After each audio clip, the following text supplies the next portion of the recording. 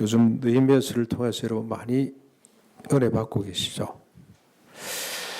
자, 보니까 느헤미야서는 문학적으로도 이게 한치의 흐트러짐이 없이 아주 탄탄한 작품이구나 그런 생각이 들고, 한 절 한 절 곰씹으면서 보셔야 될 성경이구나 그런 생각이 들었습니다.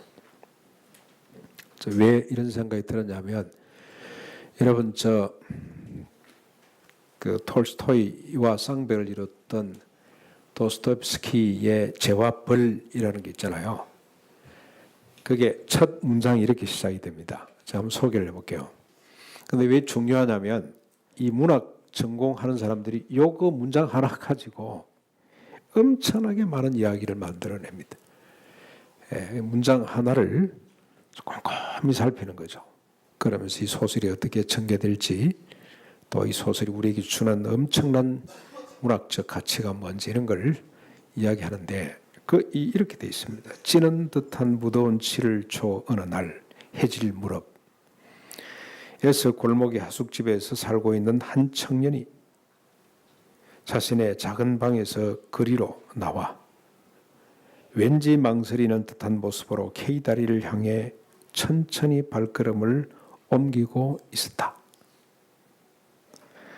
그렇게 멋있는 문장이랍니다. 이게 우리는 그냥 지문 같은 데는 생각이 듭니다만, 여기에 이제 평생 매달려서 공부하고 학위까지 받고 그러잖아요.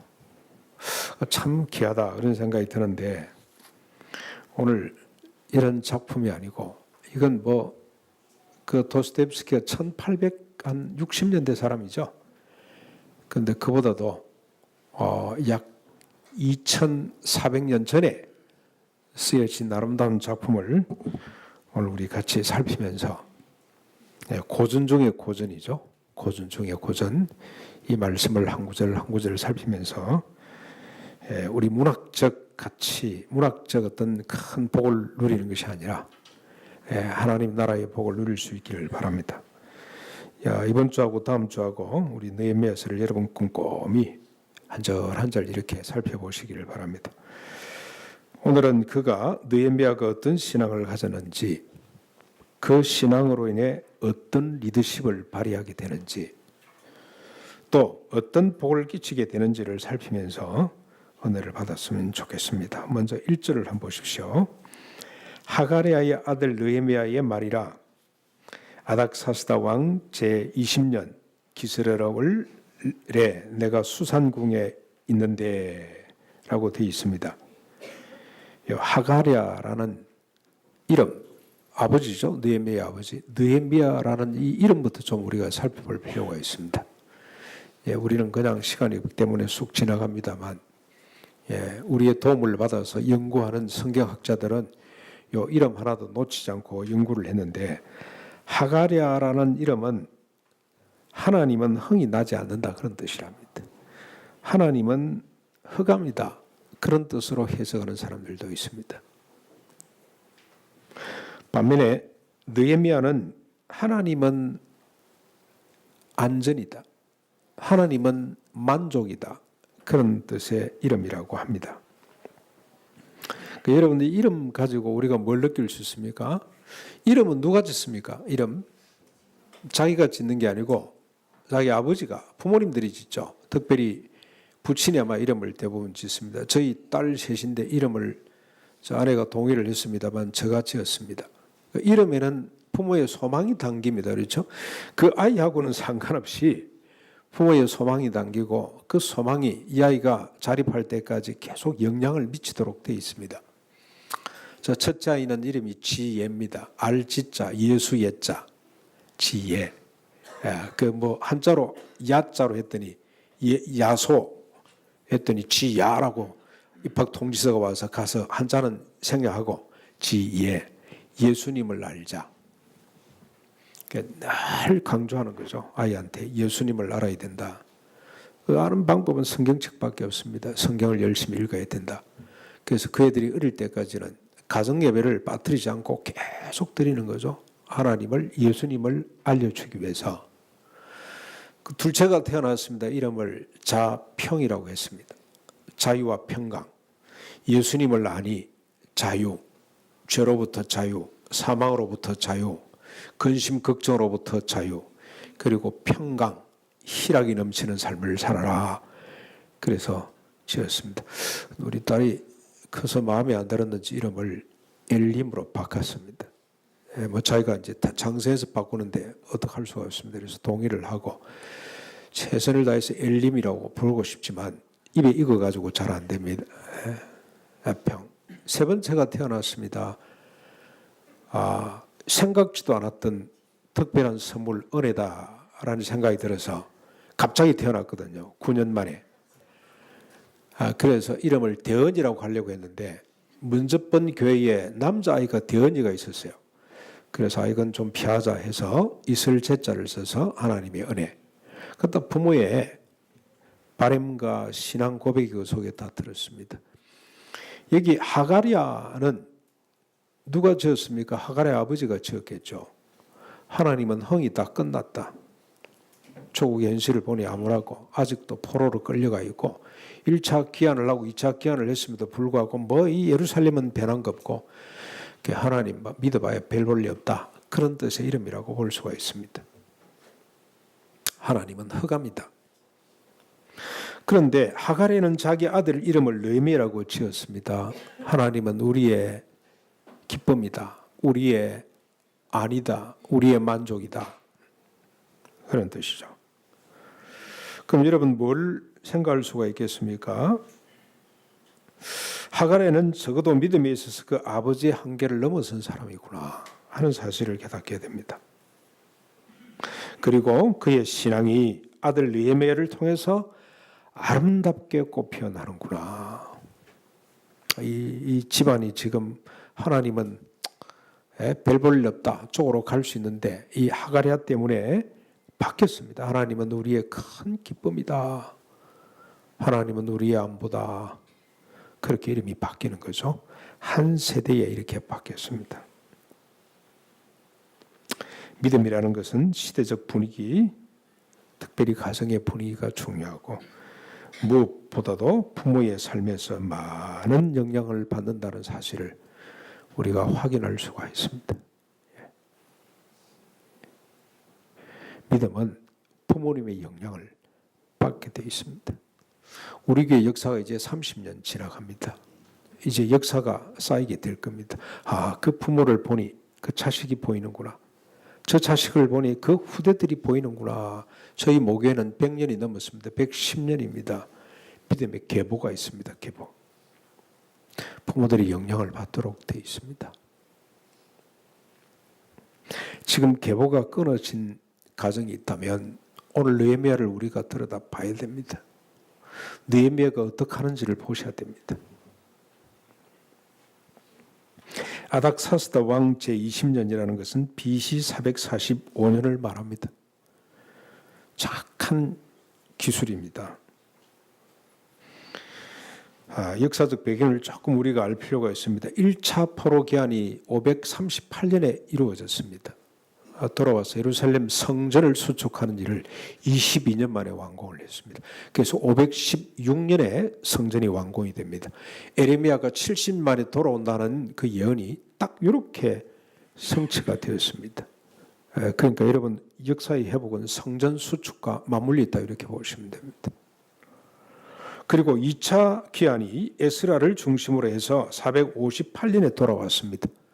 이들은 크게 무슨 일을 하지는 못했습니다. 그러다가 3차 기한이 BC 444년 느헤미야가 인솔해서 돌아옵니다. 그 돌아오는 과정을 이 느헤미야서가 밝히고 있습니다. 역사적인 기록이죠. 그만큼 느헤미야는 역사에 정통한 사람이다라고 정의를 하셔도 됩니다. 역사를 잘 아는 사람입니다. 여기 느헤미야가 알고 있는 역사라는 것은 어떤 연대기적 순서, 약육강식, 그 다음에 무슨 유비무한, 그 다음에 인과응보 이런 역사관이 아니고 이 사람이 가지고 있는 역사관은 독특합니다. 하나님의 언약과 성취라는 그런 역사관을 갖고 있었습니다. 성경에 정통한 사람이라고 보시면 됩니다. 아버지를 통해서 아마 이스라엘의 역사를 꿰뚫고 있었던 사람이 아닌가 그런 생각이 듭니다. 하나님이 우리 조상이 인류가 어땠고 하나님이 우리 조상 아브라함을 언제 불러내셨고 그에게 약속한 바가 뭐고 그 약속을 이루기 위해서 이삭과 야곱에게 하나님이 어떤 은혜를 베푸셨고 어떻게 가나안 땅에 들어가서 이 애굽에 들어가서 얼마 동안 고생하다가 어떻게 가나안을 통과해서 이 땅에 왔는지에 대한 역사를 꿰뚫고 있는 사람이라고 이렇게 보시면 되겠습니다.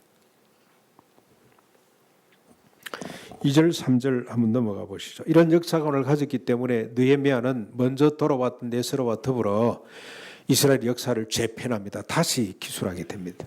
그전에도 역사책이 있었어요. 왕 중심의 역사책이 있었습니다만 그 역사를 완전히 뒤집고 언약과 성취라는 구원이라는 구속이라는 하나님의 거대한 섭리와 하나님의 뜻대로 역사를 다시 해석해내는 작업을 했습니다. 그 결과가 여러분 역대기, 역대상하, 열왕기상하, 역사서라고 할 수가 있습니다. 2절 3절을 넘어가서 보겠습니다. 내 형제들 가운데 하나인 하나니가 두 사람과 함께 유다에서 내게로 이르렀기로 내가 그 사로잡힘을 면하고 남아있는 유다와 예루살렘 사람들의 행편을 물은즉 그들이 내게 이르되 사로잡힘을 면하고 남아있는 자들이 그 지방에서 큰 환난을 당하고 능욕을 받으며 예루살렘 성은 허물어지고 성문은 불탔다고 하니라. 느헤미야는 비록 이방 땅에 살고 있지만 그의 관심은 예루살렘과 유다였습니다. 그런데 예루살렘 유다의 행편은 1차 귀환이 있은 지 94년이 지났음에도 불구하고 표로 방치되어 있었습니다. 4절 보겠습니다. 내가 이 말을 듣고 앉아서 울고 수일 동안 슬퍼하며 하늘의 하나님 앞에 금식하며 기도하였다. 느헤미야는 조국 언약의 백성 현실 앞에 원망하지 않았습니다. 돌아가서 뭐 했어? 에스라가 뭐 하고 있는데? 스룹바벨은 뭘 했단 말이야? 그렇게 원망하지 않았습니다. 비판하지 않았습니다. 뭘 했습니까? 슬피 울며 금식하면서 기도했습니다. 제가 개인적으로 가장 부러운 부분입니다. 가장 도전되는 부분입니다.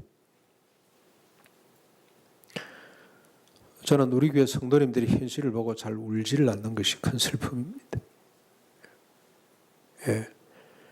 우리 가정 예배가 흐릿해졌다는 사실에 대해서 이렇게 아픔이 저 속에 없습니다. 한국 교회가 무너진 현실에 대해서 별로 제가 탄식하지 않는 것 같습니다. 그건 사모님의 고백이 저는 충격입니다. 지금도 생생히 남아있는데 민주화는 한번 말씀드렸습니다만 민주화는 이렇게 진보가 됐건만 한국교회는 왜 이러고 있지? 그 말이 예사롭게 들리지를 않았습니다. 예, 목사님 제가 상당히 부끄러웠습니다. 자식들이 큐티를 잘하는 현실에 대해서 자식들 앞에 울어야 되는데 화를 내기는 했습니다만 울지는 않았습니다. 느헤미야는 울고 있습니다. 그냥 우는 것이 아니고 금식하면서 울고 있습니다. 왜냐하면 이 아픔이 회복과 영광으로 가는 첫걸음이기 때문에 느헤미야가 일 외에는 할 것이 아무것도 없습니다. 개인적으로 가장 도전이 되고 부러운 점입니다. 이 아픔 때문에 느헤미야 이 아픔 때문에 영광과 회복과 영광의 길로 갔기 때문입니다. 느헤미야는 슬퍼 울지 않아도 됩니다. 금식하지 않아도 기도하지 않아도 됩니다. 왜냐하면 페르시아 중심부에 살고 있는 사람입니다.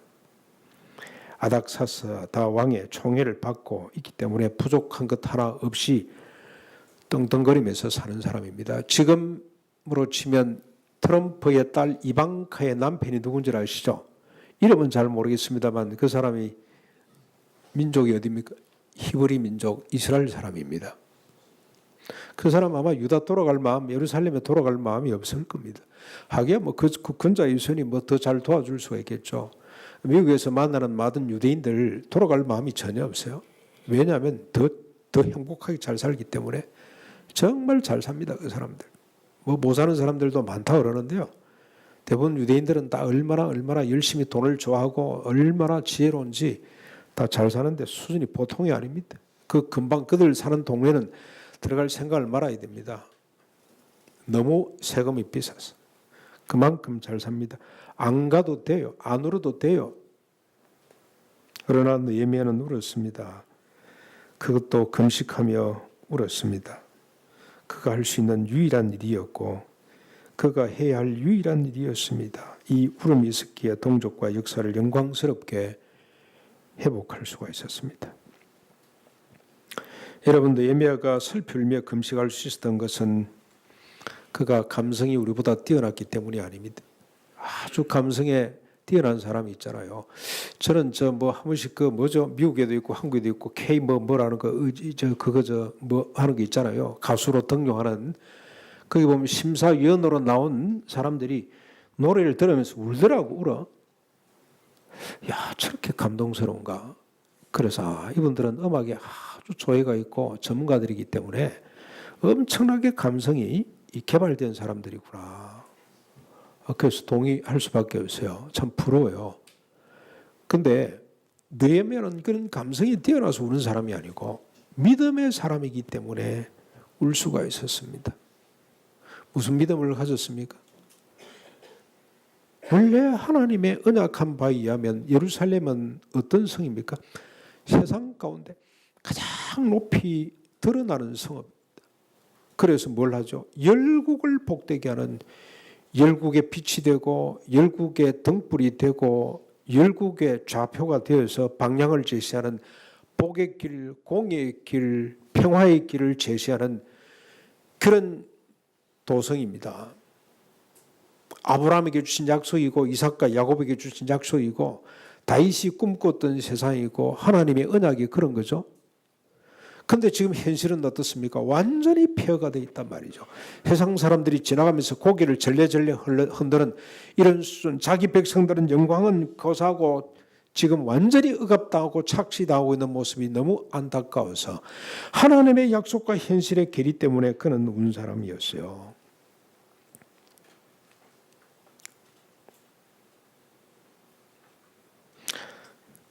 실망 때문에 우는 것이 아니라 하나님의 언약을 저버리지 않았기 때문에 그런 울 수가 있었습니다. 예루살렘이 역사의 중심이 되어서 열국을 복되게 할 것이라는 하나님의 언약에 대한 믿음을 갖고 있었기 때문에 그는 울 수밖에 없었습니다. 그러면서 자기 인식도 있죠. 자기는 아무것도 할 수 없다는, 이런 현실에 자기는 아무것도 할 수 없다는 사실을 인식하고, 자기 인식이죠. 자기 인식. 그러면서 그는 울 수밖에 없었습니다.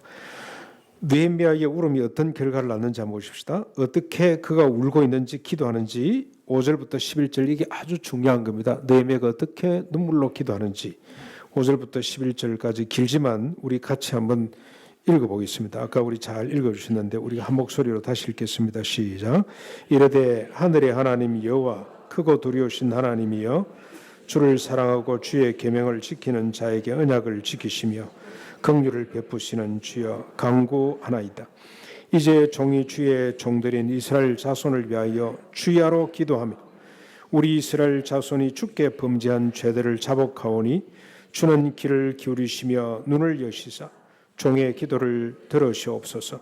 나와 내 아버지의 집이 범죄하여 주를 향하여 크게 악을 행하여 주께서 주의 종 모세에게 명령하신 계명과 율례와 규례를 지키지 아니하였나이다. 옛적에 주께서 주의 종 모세에게 명령하여 이르시되 만일 너희가 범죄하면 내가 너희를 여러 나라 가운데 흩을 것이요 만일 내게로 돌아와 내 계명을 지켜 행하면 너희 쫓긴 자가 하늘 끝에 있을지라도 내가 거기서부터 그들을 모아 내 이름을 두려고 택한 곳에 돌아오게 하리라 하신 말씀을 이제 청하건대 기억하옵소서. 이들은 주께서 일찍이 큰 권능과 강한 손으로 구속하신 주의 종들이요 주의 백성이니이다. 주여 구하오니 귀를 기울이사 주의 기도와 주의 이름을 경외하는 기뻐하는 종들의 기도를 들으시고 오늘 종이 행통하여 이 사람 앞에서 은혜를 입게 하옵소서. 그까지만 보겠습니다. 여기까지 기도 내용이죠. 세 가지입니다. 세 가지. 첫 번째는 이스라엘 자손이 주께 범죄한 죄들을 자백합니다. 모세에게 명령하신 계명과 규례를 지키지 않았음을 자백합니다. 먼저 죄를 고백합니다. 두 번째는 뭡니까? 여호와의 언약을 언급합니다. 말씀을 청종하지 않을 때는 저주를 내려 열국 가운데 흩으시겠지만 주님 말씀을 청종할 때 주님께서 이름을 두시려고 정한 곳으로 다시 그들을 돌이켜 회복할 것입니다. 이 정도가 아니죠. 아브라함에게 주신 약속 주님 기억해 주십시오. 약속 주님의 언약을 언급하고 있습니다. 그리고 세 번째, 예전에도 그러셨고 앞으로도 그러실 것처럼 큰 권능과 강한 손을 펴서 구원해 주십시오. 그래서 우리로 형통케 해달라고 그렇게 간구합니다. 세 가지. 하나님 범죄했습니다. 용서해 주시고 주님의 언약을 기억하시고 우리를 다시 회복시켜 구원해 주십시오. 왜 눈물로 금식하며 기도하는 것이 하나님 백성이 유일하게 할 수 있는 일이고 해야 할 일인지를 11절 마지막 절에서 확인할 수가 있습니다. 이 기도를 하나님께서 어떻게 처리하시는지 우리 11절 마지막 아까 남겨뒀던 부분 한번 읽어볼까요? 시작. 그때에 내가 왕의 술 관원이 되었느니라. 그때가 언제입니까? 느헤미야가 기도할 때, 즉 하나님께서 느헤미야의 기도를 응답하실 그때에 느헤미야가 술 맡은 관원이 되었습니다. 기도의 응답입니다. 술 맡은 관원이 지금 직급으로 보면 어느 정도 되는지 잘 모르겠습니다만 바로 시대 때나 요 페르시아 시대 때 이 술 맡은 관원은 아마 왕의 측근인 것 같습니다. 권자의 핵심 역할이 아닌가 그런 생각을 해보게 됩니다. 주님이 그를 술 맡은 관원으로 높이 세우셨습니다. 응답이 어떻게 진행되는지 계속해서 우리 한번 살펴보겠습니다. 2장 1절입니다. 아닥사스다 왕 제20년 니산을 앞에도 20년이고 뒤에도 20년이고 이래서 조금 헷갈립니다만 여러분 이 원력이 워낙 복잡하니까 유대 원력으로 치면 7일부터 시작이 되고 일반 원력으로 보면 또 하여튼 복잡합니다. 지금으로 치면 이게 계산을 3개로 해야 돼요. 그래서 조금 헷갈리는 부분이 있습니다만 아무튼 넉 달 이후라고 보시면 되겠습니다. 넉 달 이후 그가 술 맡은 관원이 된지 기도의 응답을 받은 지 넉 달 이후에 왕의 앞에 내가 포도주를 드렸는데 이전과 달리 수심이 가득했더라. 느헤미야는 약 넉 달 동안 수심이 가득한 채 지냈습니다. 조국의 현실을 슬퍼하면서 금식하느라 몸도 마음도 지쳐 있었겠죠. 그러던 중에 왕의 특별한 행사를 주관하게 되었다고 보시면 됩니다. 2절 3절 넘어가 보겠습니다. 왕이 내게 병이 없는데 수심이 가득한 것을 보니 필시에 내 마음에 근심이 있도다라고 말하자 크게 두려워했더라. 그러면서 느헤미야가 왕에게 대답하기를 왕은 만세수하옵소서 내 조상들의 묘실이 있는 성읍이 불탔기에 근심하나이다. 하나님의 응답이 아닥사스다를 움직였습니다. 그로 하여금 느헤미야의 수심을 보게 했습니다. 왕이 자기 신하의 얼굴을 살면서 평소 건강한데 네가 어째 얼굴에 수심이 가득하냐, 필시 무슨 일이 있구나라고 먼저 봤죠. 먼저. 반면에 느헤미야가 어떤 사람인지 우리가 또 여기서 정리해 볼 수가 있습니다. 느헤미야가 어떤 사람입니까? 느헤미야는 아닥사스다로부터 전폭적인 신뢰와 사랑을 받았음이 분명합니다. 뒤에서도 밝혀집니다만 얼마나 신뢰와 사랑을 받았기에 왕이 신하의 얼굴을 살펴 수심을 알아내며 그 이유를 물었겠습니까? 뒤에 이제 내가 가면서 네가 언제 가서 언제 올래라고 안타깝게 물어보는 걸 보면 아닥사스다가 전적으로 느헤미야를 신뢰했다는 뜻이 되겠죠. 하나님의 사람은 하나님으로부터 인정을 받는 사람이죠. 하나님으로부터 인정을 받으면서 사람들로부터 인정받지 못할 수가 있겠습니까? 역으로 말할 수도 있습니다. 사람에게 신뢰를 받으면서 하나님께 신뢰받지 못할 사람이 또 있겠습니까? 여러분, 저 보이는 바 부모를 공개하지 못하면서 보이지 않는 하나님을 공개한다는 것은 거짓말이다라는 말이 있죠. 하나님을 공경한다는 것은 곧 보이는 바 부모를 공경하는 것과 이 꼴입니다. 이 꼴. 같이 가는 겁니다. 우리 성경의 근본 정신을 보면 하나님 사랑은 곧 이웃 사랑입니다. 하나님께 인정받으면서 사랑이 사람에게 인정을 못 받는다는 것은 그건 말이 안 됩니다. 논리 모순입니다. 사람에게 인정받으면서 하나님께 인정 못 받을 사람이 없어요. 이 선한 의미에서 그렇습니다. 뭐 BTS처럼 사람에게 인정받는 그런 거 말고 인기죠. 저거는 인기고 인정과 인기는 다릅니다. 이 말을 또 뒤집어 보면 하나님께 신뢰받지 못하면 사람에게도 신뢰받지 못한다는 뜻입니다. 사람에게 신뢰받지 못하면 하나님께도 신뢰받지 못한다는 뜻이에요. 우리가 투표합니다. 투표. 교회에서 투표하잖아요. 사람의 신뢰를 확인하는 거죠. 하나님의 신뢰가 틀림이 없습니다.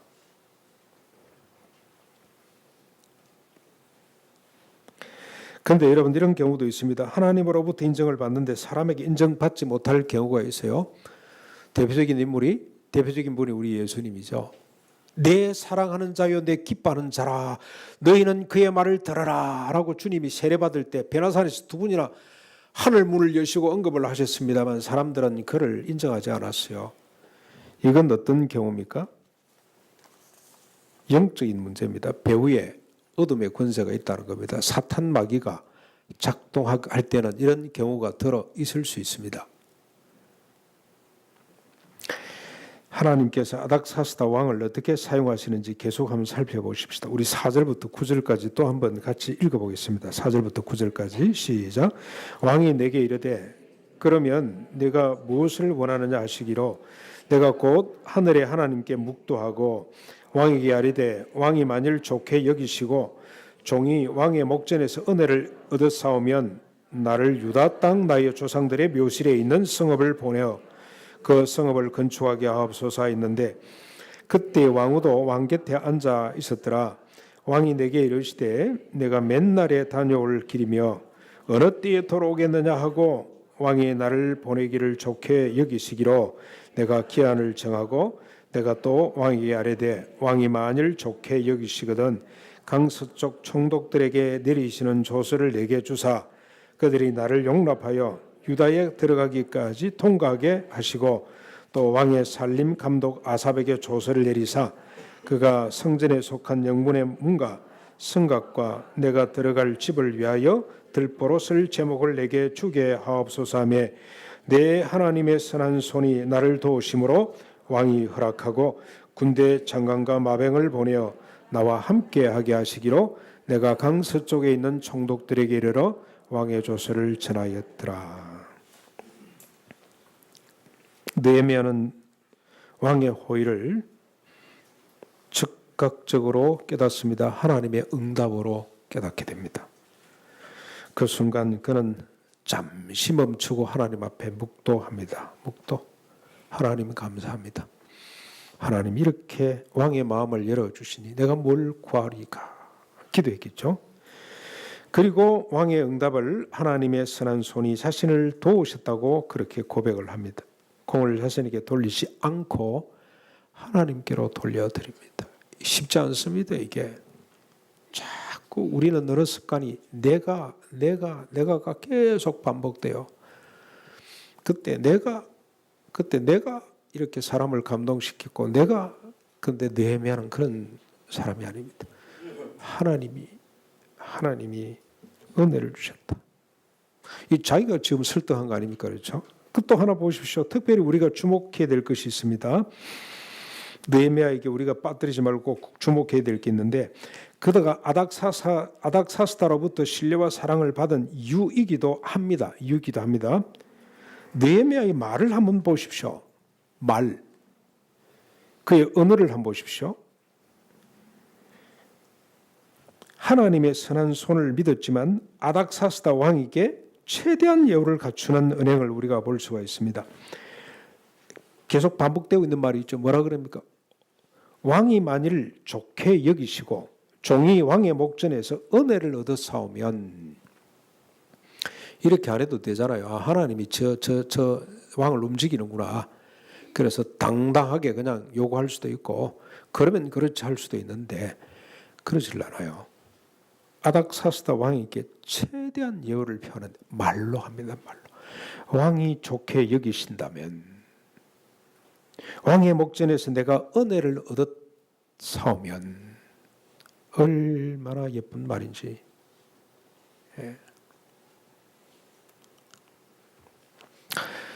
이런 예쁜 말을 우리가 잘 못하는 것입니다.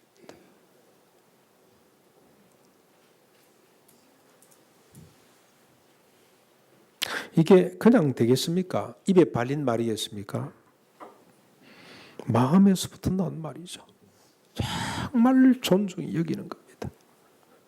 존중히 여기는 거죠. 그 위에 하나님의 섭리가 있습니다만 한 사람 한 사람을 존중히 여기는 사람이죠. 자기 백성들에게 말하는 거 한번 또 보십시오. 여러분 말하는 걸 한번 잘 들여다보십시오. 말이 정말 중요한 것 같아요. 말. 하나님의 사랑은 우리 말로. 저도 참 이분이 잘 안 됩니다. 우리 목사님이 뭐 열심히 준비를 해놔왔어요. 앉아 저 감독관처럼 씩씩 훑어보고 그러고 됐네. 그러고 말았어요. 이만큼 페이퍼를 준비해 왔는데 돌려보내놓고 난 뒤에 이 느헤미야가 생각이 나서 얼마나 제가 후회했는지 모릅니다. 아이고 목사님 참 잘했습니다.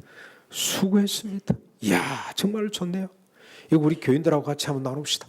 이래야 되는데 왜 그게 안 되는지 모르겠어요. 특별히 앞장서 계시는 분들 말 잘하셔야 됩니다. 야, 너 참 잘했다. 네가 나한테 은혜를 베풀어 준다면 우리가 꼭 좀 배워야 될 느헤미야의 지도력이죠. 그의 인격입니다. 신앙에서부터 나왔습니다. 여러분 어떤 신앙에서 이런 게 나오겠습니까? 우리가 왜 이걸 지금 흠모하고 이렇게 해보자고 지금 서로 도전하고 있습니까? 여러분 어떤 사람도 천국에서는 아무리 작은 사람도 누구보다 큽니까? 세례요한보다 큰 나라잖아요. 그런 여러분 세례요한이 한마디 하면 여기 지금 저 돌아가신 우리 옥하는 목사님이 오셔가지고 한마디 하면 전부 다 아멘 아멘 하겠죠. 귀를 쫑긋쫑긋 세우고 듣겠죠. 그런데 하나님의 나라는 그 정도가 아니고요. 누가 이야기를 해도 그 사람이 이야기를 온 관심을 집중해서 듣는 것이 하나님의 나라 모습이란 말이죠. 또 자기가 말을 할 때는 최대한 예우를 갖추어서 왕에게 은혜를 저가 입는다면 나를 보내기에 좋게 여기신다면 왕이 만일 좋게 여기시거든. 이게 어느 습관입니다. 느헤미야의 어느 습관입니다.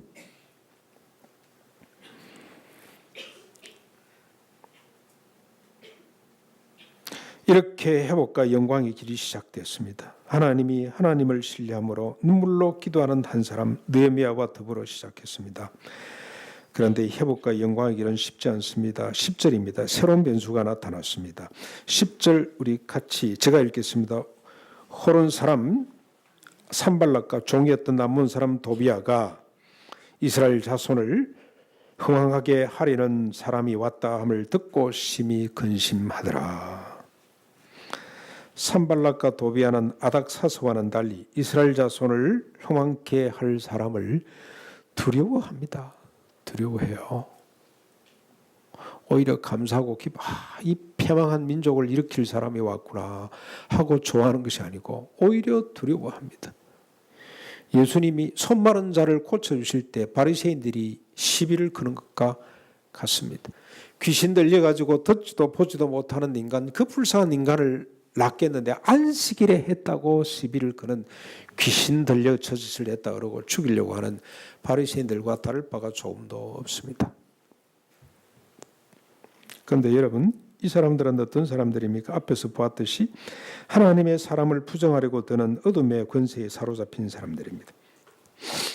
이 세상에는 주님이 오실 때까지 심판하실 때까지 이런 종류의 사람들과 세력이 언제나 존재합니다.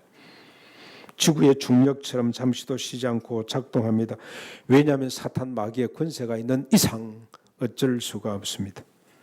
주님이 재림하셔서 이들을 심판하실 때까지 이들은 때로는 사자처럼 때로는 엄녀처럼 위협하고 유혹합니다. 이런 일이 없다면 오히려 비정상입니다. 새하늘과 새 땅에서 이런 사람들과 일들이 소멸될 때까지 이런 반드시 있다는 사실을 잊지 말아야 됩니다. 느헤미야도 이를 알았습니다. 이걸 그가 뭐 정보가 없어서 이 사람을 제거할 만한 힘이 없어서 내버려둡니까? 알았습니다. 이 변수를 어떻게 대응하는지 응대하는지 한번 보십시다. 11절부터 16절까지입니다. 다시 한번 우리 같이 한 목소리를 읽어보겠습니다. 11절부터 16절. 내가 예루살렘에 이르러 머무른 지 사흘 만에 내 하나님께서 예루살렘을 위하여 무엇을 할 것인지 내 마음에 주신 것을 내가 아무에게도 말하지 아니하고 밤에 일어나 몇몇 사람과 함께 나갈새 내가 탄 짐승 외에는 다른 짐승이 없더라. 그 밤에 골짜기 문으로 나가서 용정으로 분문에 이르는 동안에 보니 예루살렘 성벽이 다 무너졌고 성문은 불탔더라. 앞으로 나아가 샘문과 왕의 못에 이르러서는 탄 짐승이 지날 곳이 없는지라. 그 밤에 시내를 따라 올라가서 성벽을 살펴본 후에 돌아서 골짜기 문으로 들어와 돌아왔으나 방백들은 내가 어디 갔었으며 무엇을 하였는지 알지 못하였고 나도 그 일을 유다 사람들에게나 제사장들에게나 귀족들에게나 방백들에게나 그 외 일하는 자들에게 알리지 아니하다가 17절 후에 그들에게 이르기를 우리가 당한 공경은 너희도 보고 있는 바라. 예루살렘이 황폐하고 성문이 불탔으니 자 예루살렘 성을 건축하여 다시 수치를 당하지 말자. 그렇게 말합니다. 일단 느헤미야는 산발락과 도비아의 존재를 의식하지 않습니다. 일단 덮어둡니다. 그들의 세력과 그들의 의도를 알지만 개의치 않습니다. 대신에 해야 할 일을 자세히 살폈습니다. 현실을 정확히 파악하고 일의 우선순위를 정했습니다. 그리고 사람들에게 대안과 비전을 제시합니다. 이런 인격과 리더십이 역시 믿음으로부터 왔습니다. 하나님의 뜻이 무엇인지를 정확히 알고 사람들에게 제시했습니다.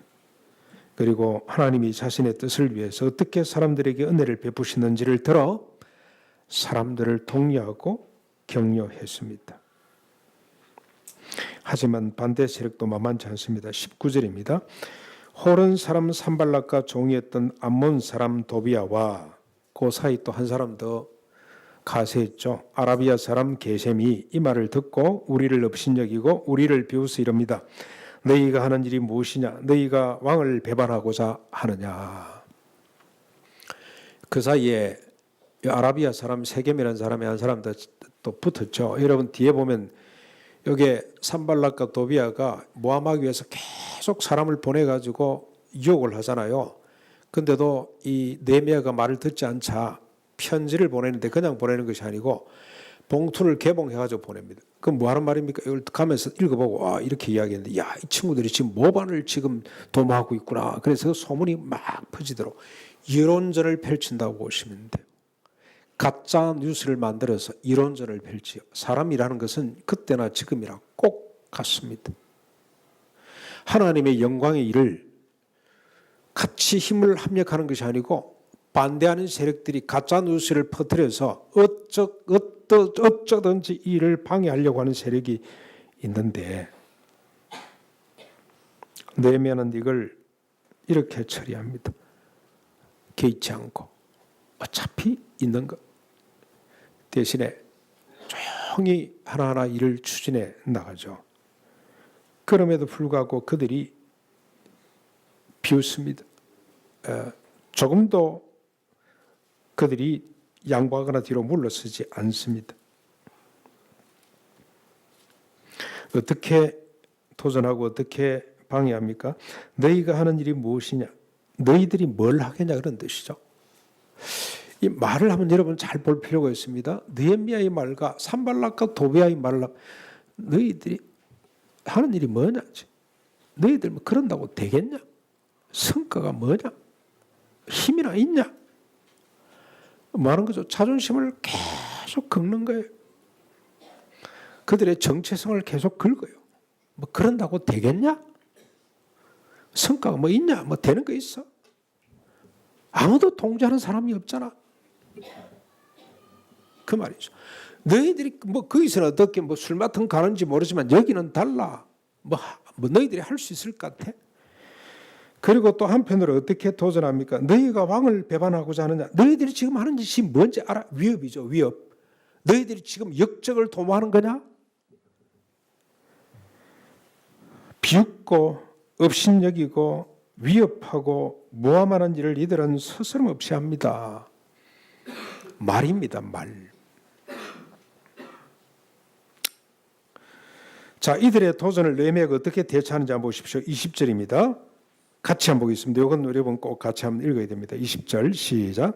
내가 그들에게 대답하여 이르되 하늘의 하나님이 우리를 형통하게 하시리니 그의 종들인 우리가 일어나 건축하려니와 오직 너희에게는 예루살렘에서 아무 기업도 없고 권리도 없고 기억되는 바도 없다 하였느니라. 느헤미야는 영적 싸움을 싸울 줄 아는 사람입니다.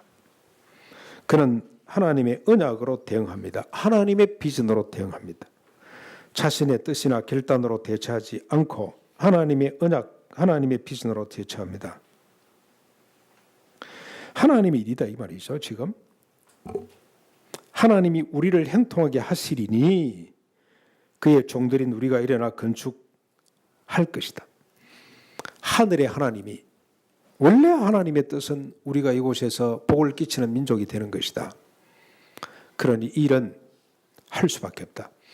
반면에 너희들은 어떻습니까? 너희들은 아무런 기업도 없고 권리도 없고 기억되는 바도 없다. 영적 싸움은 하나님의 언약, 하나님의 백성들의 위상, 이걸 정확하게 제시해야 됩니다. 우리는 하나님의 백성으로 이 일은 반드시 하나님이 우리를 통해서 이루실 일이다. 하나님의 백성인 자기 정체성을 분명히 드러내야 됩니다. 반면에 적들의 한계와 허구를 정확히 제시할 수 있어야 됩니다. 너희들이 아무리 그렇게 설쳐도 하나님의 뜻에는 상관이 없어. 너희들은 권리도 없고 기업도 없어. 하나님께 기억되는 바도 없어. 너희들은 그렇게 말할 자격이 없는 거야. 우리의 역사를 중단시킬 수가 없어. 이렇게 이야기할 수 있어야 됩니다. 사랑하는 성도 여러분, 오늘 우리들의 현실은 어떠한지를 살펴봤으면 좋겠습니다. 우선 내 개인과 우리 가정의 예루살렘은 어떠한지, 우리 교회의 성각은 어떠한지, 이 시대와 역사는 어떠한지를 살펴볼 수 있기를 바랍니다. 우리 개인의 성각은 뭐겠습니까? 경건생활이겠죠. 성경을 읽고 묵상하고 기도하는 큐티? 어떻게 잘 되고 있습니까? 우리 가정의 성각은, 예루살렘 성각은 뭐겠습니까? 신앙을 유산으로 물려주고 있습니까? 가정 예배를 드리고 있나요? 밥상에 큐티책이 펼쳐져 있습니까? 자식들이 하나님을 잘 섬기고 있나요? 주일 성수 잘하고 있습니까? 안 된다면 무너진 거죠? 폐허가 된 거죠? 어떻게 해야 되겠습니까? 울어야 됩니다. 여러분, 분노하고 그 다음에 비판하고 그 다음에 고함을 지른다고 될 문제가 아닙니다. 그렇게 되지 않습니다. 저희 딸 큐티를 안해서 고함 질렀더니 역반응이 나타납니다. 겉으로는 잘하는 것처럼 보이지만 속으로는 아빠나 잘해 아마 그러는 것 같습니다. 효과 없습니다. 하나님 앞에 울어야 됩니다. 이런 현실을 보고 눈물이 없다면 정말 이게 위기입니다. 다른 게 위기가 아니고 그게 위기입니다. 자식이 하나님을 덩쳤는데 아픔이 없다면 이거보다 더 큰 위기사항이 어디 있습니까? 우셔야 됩니다. 그런데 여러분, 이건 형식입니다. 형식. 큐티를 잘하자. 결국 뭘 위했습니까? 내 마음에 하나님의 나라가 세워져야 되죠. 생명, 우리 주님이 부어주신 생명이 아름답게 자라가야 되죠. 그런데 생명이 뭐든가요? 하나님의 나라가 뭡니까? 우리가 마태복음을 통해서 정리했습니다. 하나님의 나라는 우리가 열심히 큐티를 하고 가정예배를 잘 드리고 주일 성수를 하고 예배를 예배답게 드리고, 지금 우리가 예배를 예배답게 드리기 위해서 연구하고 있습니다. 예배팀들이 계속 찬송도 해봤다가 뭐 두 곡, 세 곡 했다가 순서도 좀 바꿔봤다가 어느 것이 가장 우리가 예배답게 되는지를 조사하고 있습니다만 이건 일종의 행식이죠. 더 중요한 것은 예배를 통해서 우리 속에 하나님의 나라가 임해야 됩니다. 하나님의 나라가 뭡니까? 하나님께서 우리에게 부어주신 생명이 아름답게 자라고 열매 맺고 꽃피고 열매 맺어야 됩니다. 그 생명이 뭐냐?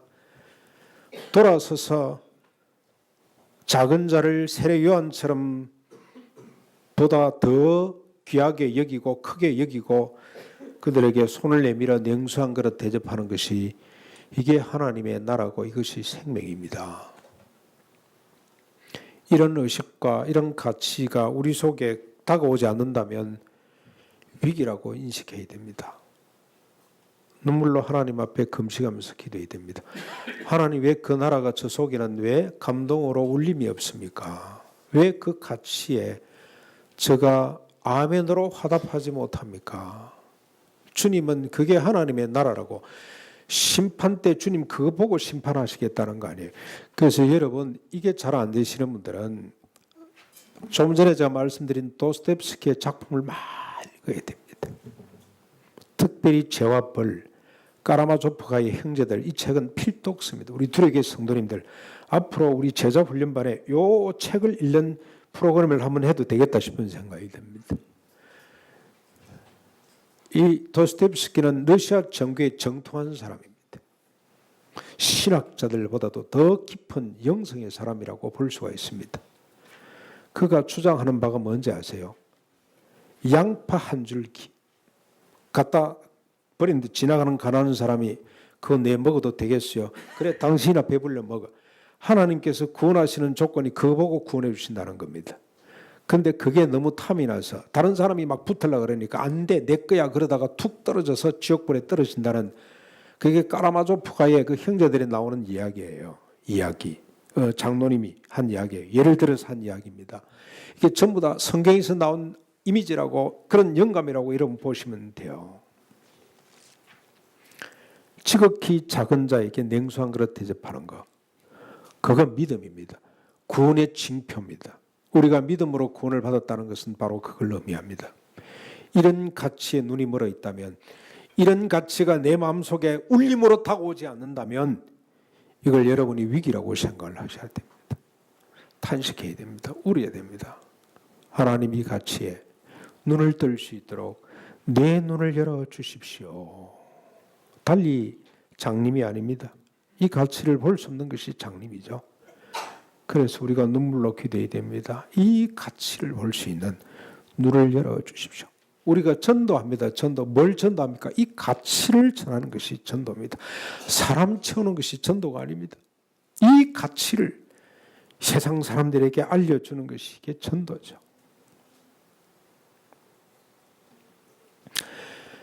여러분 눈물로 먼저 우리 죄를 자복하십시다. 하나님 나라 가치를 쫓지 않고 세상의 가치를 쫓는 나를 불쌍히 여겨주십시오. 무엇이 바빠서 가정예배를 큐티를 하지 못할 만큼 내가 어디에다가 에너지를 쏟고 있는지 여러분 빤하죠. 하나님 용서해 주십시오. 회개하고 하나님의 언약을 꼭 붙들어 주십시오. 하나님 나는 그리스도의 장산 분량에까지 자랄 줄 믿습니다. 주님이 가셨던 그 길 잠시도 쉬지 않고 주변부로 낮은 곳으로 가셨던 자기를 비우고 낮추고 죽기까지 버리신 그 길 갈 수 있는 사람이 될 것이라는 이 주님의 비전, 주님의 언약을 꽉 붙잡으십시오. 다른 거 붙잡으면 안 됩니다.